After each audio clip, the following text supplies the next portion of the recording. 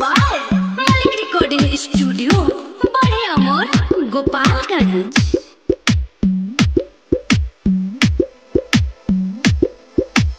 DJ Amit राज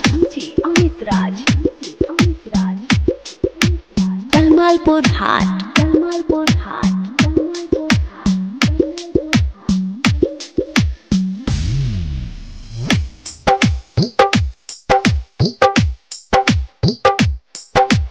जाए सनम तू खाके कसम धोखा दिहला प्यार में।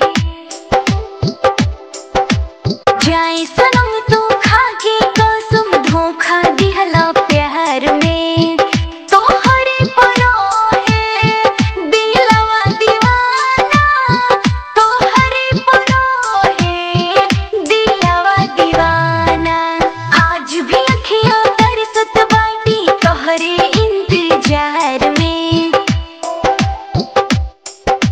जाए सनम तू खाके कसम धोखा दिहलू प्यार में।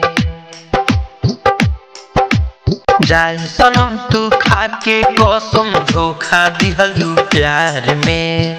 तोहरी पर है दिलवा दीवाना, तोहरी पर है दिलवा दीवाना। आज भी अखियां तरसत बाटे तोहरे इंतजार में। जाए सनम तू खाके कसम धोखा दिहला प्यार में। डीजे अमित राज कलमालपुर हाट।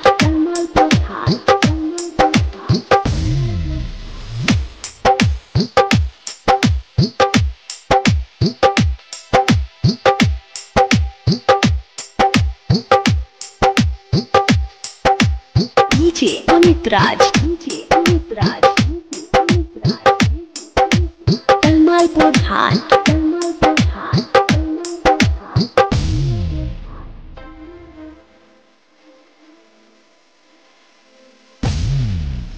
ना जननी ऐसन होई आ गई तोहरा बात में। दिल चुरा के ले गयू हो पहला मुलाकात में।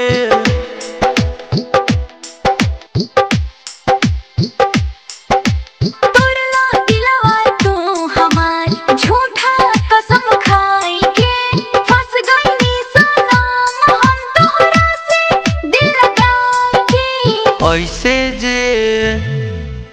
ऐसे जे हमसे बोलबू तो जियब ना संसार में। जाए सनम तू खाके कसम धोखा दिहला प्यार में। डीजे अमित राज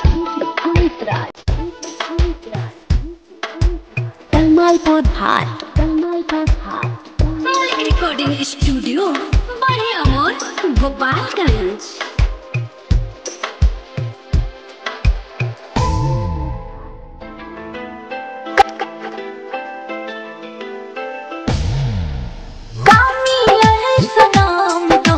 हमसे नाता तोड़ के हम न जननी चल जाए मारहिया में बहिया छोड़ के।